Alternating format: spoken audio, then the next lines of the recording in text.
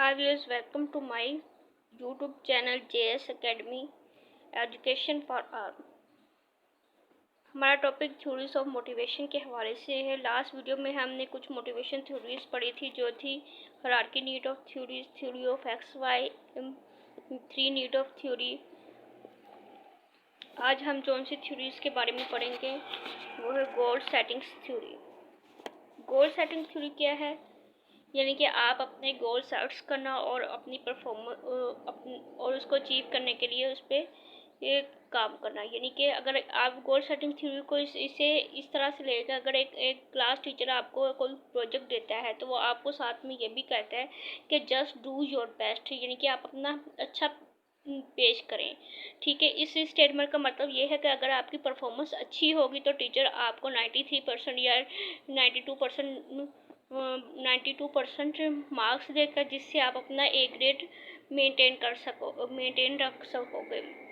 अगर आपकी गोल setting theory भी इसी से रिलेट करती है कि अगर आपकी परफॉर्मेंस अच्छी होगी या आपके और आप अपने गोल्स को अचीव कर सकोगे तो आपको उसका रिजल्ट भी मिलेगा, और आपको उसका रिजल्ट भी मिलेगा, जो कि अवार्ड्स की सूरत में हो सकता है और बोनस की सूरत में हो सकता है। गोल सेटिंग थ्योरीज की डेफिनेशन क्या है?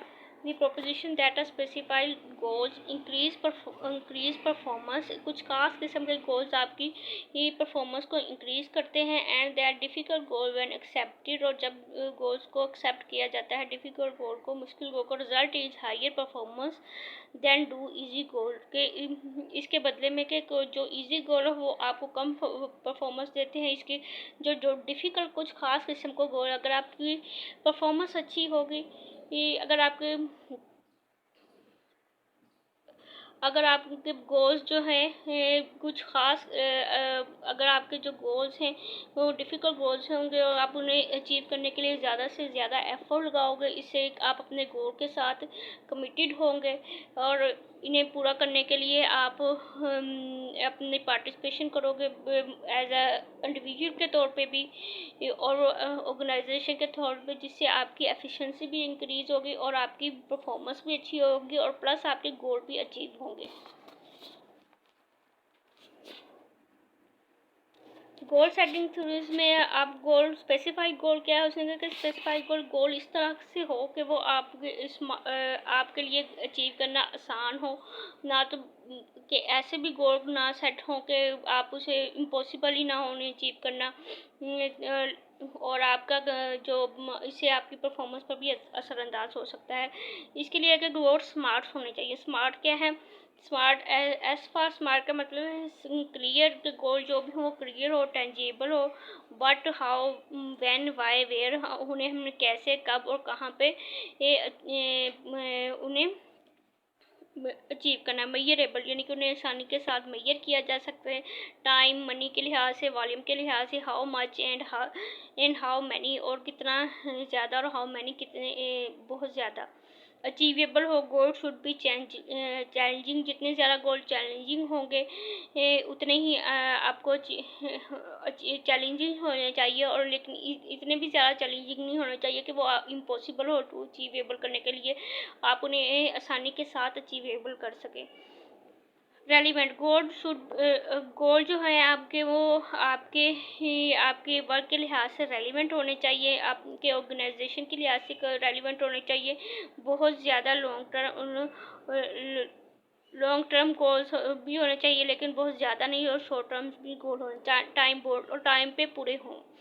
Create a time frame when to achieve the result, और पूरे टाइम पे इतने ज़्यादा भी लॉन्ग टाइम गोल्स ना हो कि वो आपके टाइम पे पूरे ना हो सके, जिससे आपको उसका कोई रिजल्ट हासिल ना हो सके। कमिटमेंट, गोल अचीव करने के लिए सबसे पहले ये कि आपको कमिटमेंट होना चाहिए अपने वर्क के लिहाज से। कमिटमेंट जो है, commitment is the glue that bound you to your goals. ऐसी ग्लू है जो आपको अपनी गोल को अचीव करने के लिए आपको बाउंड करती है कि आप अपने काम के साथ अपने कितने सिंसियर हो। गोल सेटिंग थ्योरीज में एक मॉडल एक फिगर था, इसकी एक्सप्लेनेशन ये, इसको हम किस तरह से देखेंगे। यहाँ पे हमने रिलेशनशिप दिखाया गया है among goals, motivations and performance के लिहाज से। Overall conclusion from goal setting theories का ये है कि is that intention are articulate in term of hard specified goals, ठीक है, आर पावरफुल मोटिवेटिंग फोर्सेस, यानी कि जितने ज़्यादा आपको गोल्स हार्ड होंगे, डिफ़िकल्ट होंगे, उन्हें आप ज़्यादा मोटिवेट होगे उनको अचीव करने के लिए। Under the proper they lead to be higher performance, और वो आपकी, और इसकी कंडीशन ये है कि वो अगर आप जितने ज़्यादा गोल डिफ़िकल्ट होगे वो आपको मोटिवेट करेंगे कि हमने ये गोल ज़रूर अचीव करना है, ठीक है। आई कैन, आई विल कि अगर हम इसे और हमें ये, और अगर हम इसको अचीव करेंगे तो इससे हमारी परफॉर्मेंस हायर होगी, ठीक है, परफॉर्मेंस हायर होगी। इसके लिए कि उसने इसमें रिलेशनशिप किया गोल्स का, गोल्स के सबसे पहले वो गोल सेट करता है, कैसे गोल्स होंगे, स्मार्ट गोल होंगे। उसके लिए उसे क्या है कि उसने क्या कि आपको गोल के साथ कमिटमेंट होना चाहिए, टू अचीविंग के लिए एक्सेप्टेबल हो गोल, आपकी पार्टिसिपेशन होनी चाहिए गोल्स के अंदर, रियल तौर पर इंटरनल कंट्रोल होना चाहिए, सेल्फ सेट गोल्स होने चाहिए। इन सब इस चीज़ का क्या होगा कि आप मोटिवेट होगे कि हमने ये गोल जरूर अचीव करने हैं, अगर अचीव करने हैं, intention to work towards goals, और उससे क्या होगा, सेल्फ एफिशिएंसी आएगी, सेल्फ एफिशिएंसी और जनरेट करेगी आपकी हाई परफॉर्मेंस को, और प्लस आपकी गोल अचीवमेंट होगी। अगर इन तमाम चीज़ों को देखा जाए तो इससे अगर आपके गोल्स स्पेसिफाइड, डिफ़िकल्ट और चैलेंजिंग होंगे तो आप इस चीज़ के लिए मोटिवेट होंगे कि आपको वो गोल्स अचीव करने हैं एट अ टाइम पीरियड पे, और इससे ये क्या होगा, आपकी परफॉर्मेंस में इंक्रीज़ आएगा और आपके गोल अचीव होंगे, और इसकी सूरत में आपको कंपनी या ऑर्गेनाइजेशन आपको रिवार्ड पे करेगी या बोनस पे करेगी। Reinforcement theory of a motivation क्या है? Reinforcement theory, reinforcement theory, reinforcement theory, the theory that behavior is a function of its consequences। इसके एक ऐसा बिहेवियर को रीइंफोर्समेंट थ्योरी है कि बिहेवियर को शो करती है, अगर आप के इम्प्लाइज का या कोई भी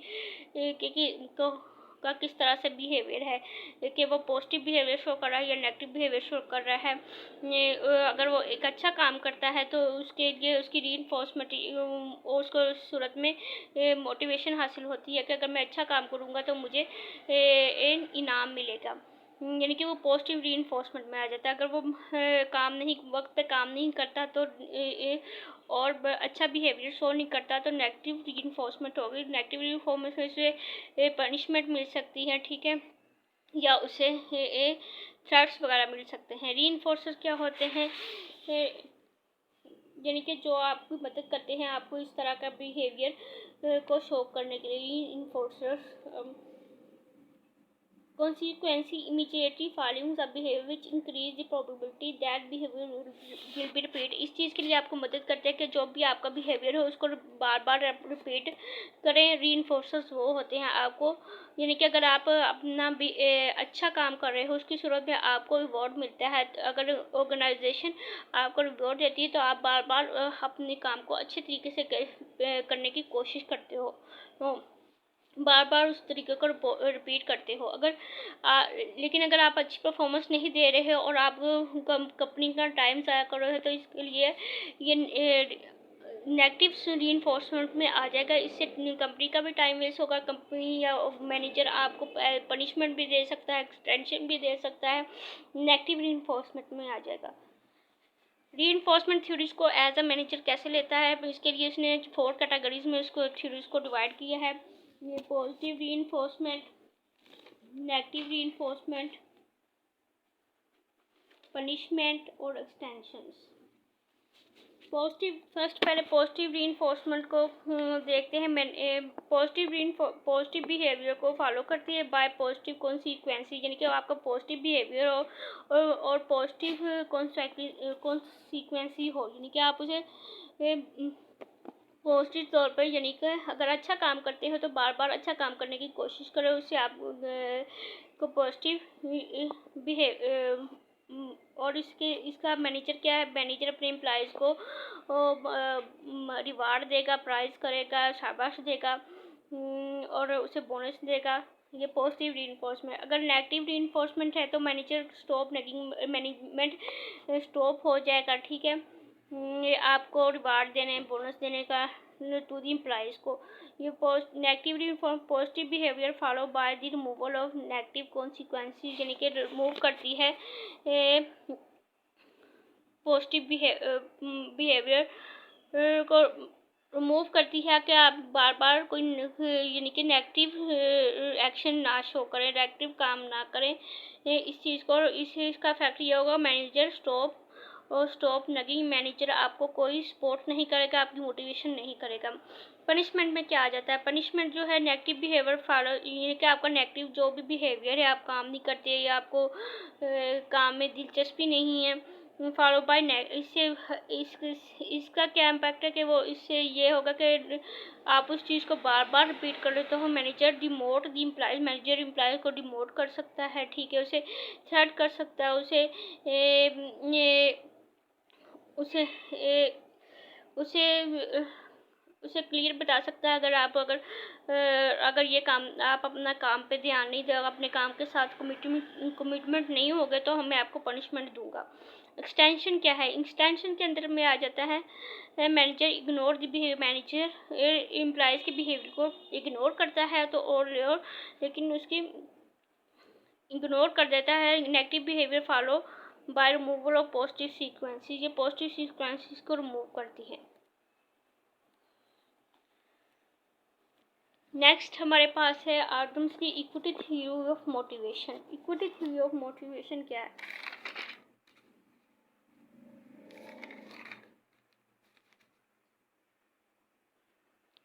The theory that employee compare his or her job input outcomes ratio with that to relevant others and then correct any inequity, यानी कि इसमें एम्प्लॉयज़ जो है अपनी ये जो भी इनपुट्स उसने कंट्रीब्यूशन किया है वो इस चीज़ के साथ कंपेयर करता है, जो आउटपुट उसे हासिल हुई है उसके कंट्रीब्यूशन के साथ, उसे वो रिवार्ड्स की सूरत में हो सकती है, employees get of their contribution reward की सूरत या बोनस की सूरत में वो बराबर हैं, यानी कि अगर उसने ज़्यादा मेहनत की है तो उस चीज़ का उसे ज़्यादा रिवार्ड मिल रहा है या नहीं, इस चीज़ के बारे में। इनपुट्स इक्वल टू आउटपुट्स, जो इनपुट्स एम्प्लॉयज़ की इनपुट्स उसकी आउटपुट्स के बराबर हैं तो वो इक्विटी होगा। अगर एम्प्लॉयज़ की इक्विटी थी इस चीज़ को रेफर करती है। इनपुट्स और आउटपुट्स, व्हाट आई पुट, हम अपनी जॉब में क्या पुट करते हैं, what I put into my job, हम अपनी जॉब में क्या पुट करते हैं, टाइम, एफर्ट, एबिलिटी या लॉयल्टी शो करते हैं, अपनी हार्ड वर्किंग शो करते हैं, अपनी स्किल्स शो करते हैं, ये हमारी इनपुट आ जाती हैं। What I get from the job, और हम क्या चाहते हैं कि जॉब से हमें क्या हासिल होगा, हम इतना उस पर जॉब को टाइम दे रहे हैं तो हम चाहते हैं कि हमें एक अच्छा पे हासिल हो, अच्छी बोनस हासिल हो, अच्छी पार्किंग हो या बेनिफिट्स हो, हमारी ये आउटपुट्स होंगी। अगर ये दोनों चीज़ें बैलेंस होंगी तो इक्विटी होगी हमारी जॉब के दरमियान। इस चीज़ को एम्प्लॉय असेसमेंट के तौर पर भी लिया जाता है। इक्विटी थ्योरी को दो एम्प्लॉयज़ के दरमियान को यानी कि अगर एक एम्प्लॉयज़ अच्छा काम कर रहा है और उसकी सेम सैलरी है, सेम उसके प्रोफेशनल नॉलेज है, स्किल्स वगैरह सेम है, लेकिन अगर एक एम्प्लॉय को अच्छी सैलरी मिली है तो दूसरे को कम मिली है, लेकिन दोनों का एक्सपीरियंस सेम है, तो इस चीज़ को देखने के लिए, इक्विटी को देखने के लिए ये कुछ फार्मूले हैं जिसके लिहाज से हम बिटवीन एम्प्लॉयज़ की इक्विटी को जानेंगे।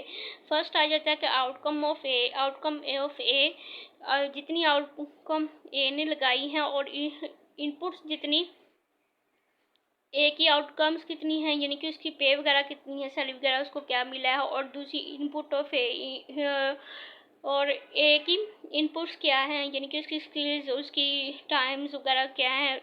ग्रेट लेस देन होगी आउटकम बी से, कम होगी इनपुट बी से, तो इनइक्विटी होगी, अंडर रिवार्डेड होगी। अगर दोनों चीज़ें बराबर होंगी और यानी कि आउटकम्स ए और इनपुट से बराबर होंगी आउटकम बी के साथ और ओवर इनपुट बी के साथ, तो इक्विटी होगी। अगर ग्रेटर होगी तो इनइक्विटी होगी, तो ओवर रिवार्डेड होगी।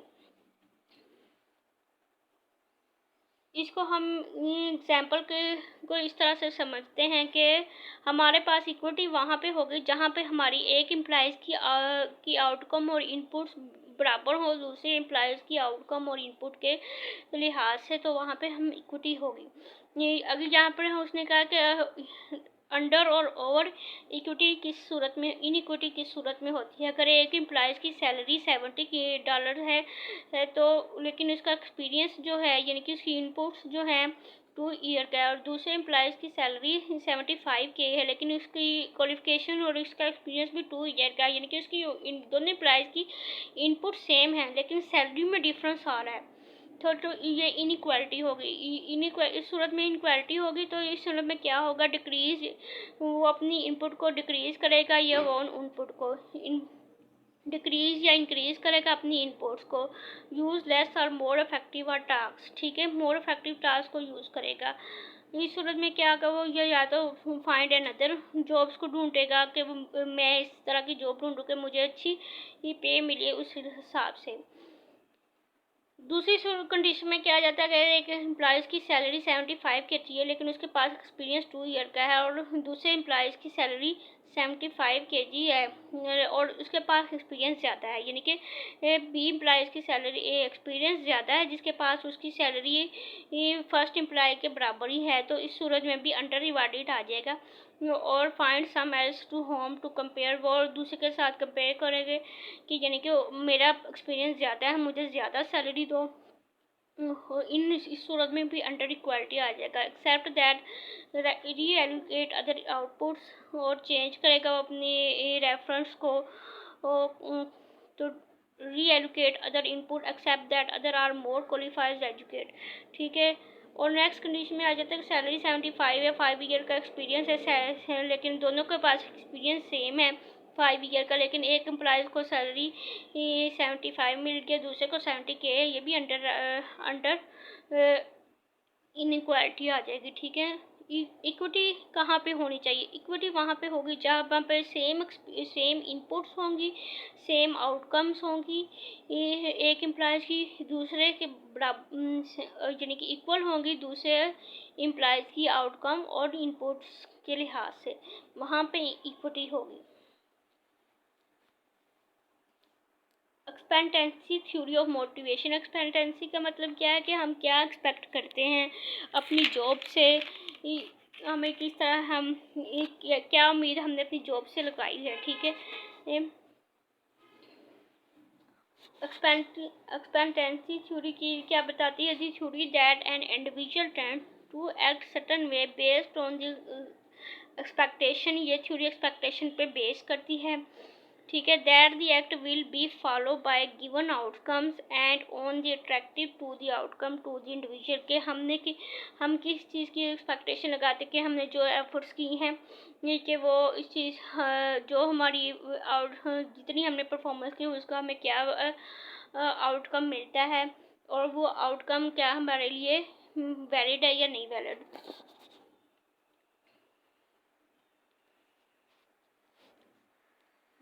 फ्रॉम्स ने एक्सपेक्टेंसी थ्योरी को इस तरह से बयान किया है, एक्सपेक्टेंसी क्या है, believe that increase effort will lead to better performance, यानी इस चीज़ पे बिलीव करता है अगर आप अपनी एफर्ट को इंक्रीज करेंगे तो उससे आपकी परफॉर्मेंस भी इंक्रीज होगी।